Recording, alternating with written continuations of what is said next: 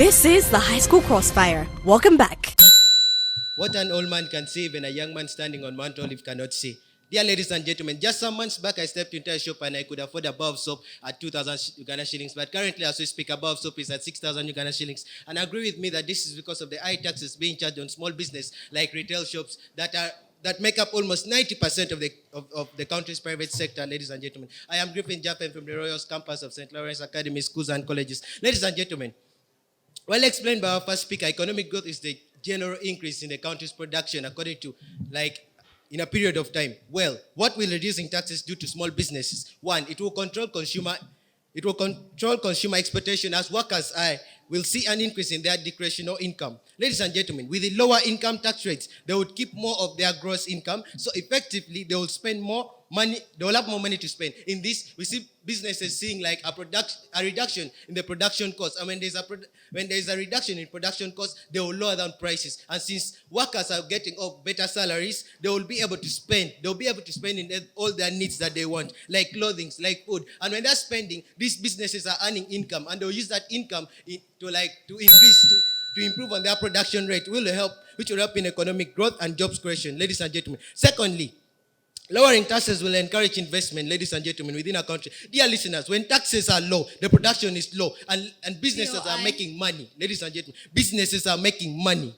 We talk of investment. The negators come here and tell us that reducing taxes cannot do anything according to infrastructure.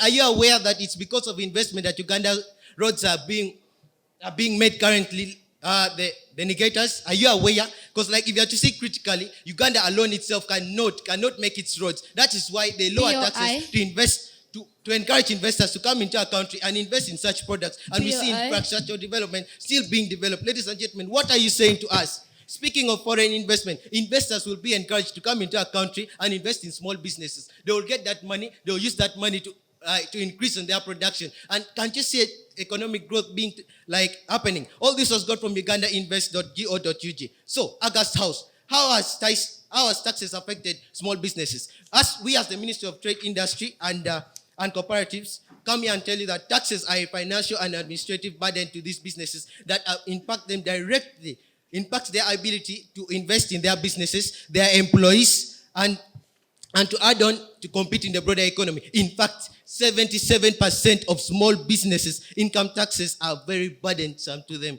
Ladies and gentlemen, let us take note that this is followed by even the payroll taxes, which takes about 68%. Ladies and gentlemen, what percentage is remaining out of 100% if 68% is being taken? You can see a higher rate is being taken, ladies and gentlemen. It is burdensome. A tailor in Gulu, northern Uganda, said taxes are burdensome and really affecting her. She pays about 70,000 Uganda shillings. 70,000 Uganda shillings for just a local service. And she adds on and pays 135,000 Uganda shillings just for a trading license. Dear listeners, we're looking at a small business. We're looking at someone running a very small business, receiving very little profit, which is being still swallowed by these taxes, ladies and gentlemen. We must reduce these taxes. Dear judges, how do you feel about this, dear ladies and gentlemen?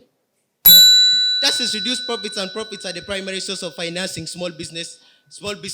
These businesses get their finances from these taxes, from these profits they're making. So if the taxes are taking all this, if the taxes are coming in and they're taking all the profits they're making, what do you expect these businesses to invest? How do you expect them to invest and improve on their productivity? How do you expect them to expand, ladies and gentlemen? If for a business to expand, there must be capital. Where we look at the capital from? The small money you're earning is going into paying school fees. The small money you're earning is going into food. You're forgetting that other things. You're forgetting that you need to expand. Therefore, it will make these businesses to remain in that same position. They're not going to grow. And do we want to see hawkers remaining hawkers? Do you want to see saloon guys remaining in their small saloons? No, we want to see a growth. We want to see a growth in our economy, Uganda, ladies and gentlemen. Furthermore, these small businesses help to create jobs and inspire economic prosperity. They employ about 80% of Uganda's employees. Ladies and gentlemen, this goes to about 2.5 million people in Uganda, according to ugandainvest.go.ug. As I conclude, Uganda's 1.1 million SMEs account for 80% of the country's GDP and 90% of the private sector, according to the unctad.org. Therefore, I rest my case. The government should reduce taxes on small businesses to encourage economic growth and job creation. Pano, We see that timber farmers have brought another problem to the house. In their misunderstanding of the resolution and leaving us with questions unattended to, they have left us in suspense. They have not clarified how the reduction in amount will lead to economic growth and how they plan to reduce the taxes forever, or they will just stop for some time. They have not clarified the problem that they are addressing. And I don't know if they are saying that the taxes are at 100% right now, because they are talking of the small businesses left with no profits, left with no capital, meaning that they're saying that right now the current taxes is at 100%, which is not true. They came and talked of infrastructure being another form of investment. That's coming to our side because we are saying that we should promote infrastructural investment. And that's not the small businesses they're talking about. We are saying this so that we can sustain these small businesses, so that we can help these small businesses to increase their productivity. So the team of farmers should first take note of that. Panel, we see that 54% of the small businesses in the country are at high risk of inflation, and this is according to the General Chamber. This means that whether we reduce the taxes, or we tax highly, or we do what, these businesses cannot be sustained for long. So how can we help them sustain for long? We should not focus at reducing the taxes, which is only a preliminary action, and the efficiency of this action is not verified. That's why we are aiming POI. I will not take it right now. That's why we are aiming at promoting infrastructural development, so that we can increase productivity, so that we can increase economic inclusion, so that everyone can participate, relax, and involve in promoting economic activities in the country. According to the e-learning URA-GO, POI.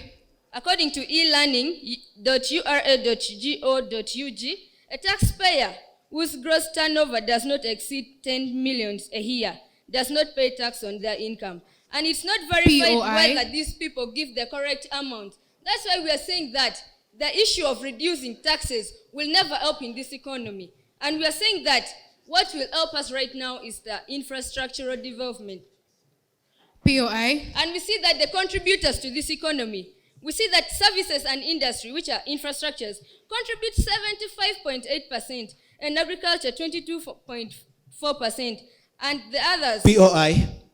Relax, please. I'm not taking any. So we are saying that since these sectors employ most people, we should promote these sectors. We should promote job creation. We are not aiming at sustaining the small businesses. We are aiming at promoting... Yeah, Honorable POI. We are aiming at promoting the economy to grow more and increase job creation.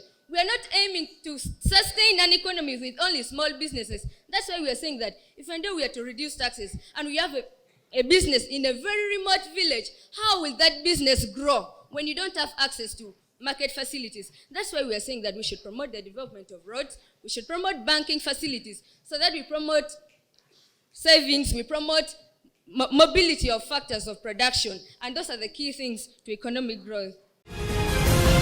This is the High School Crossfire. We'll be back in a minute.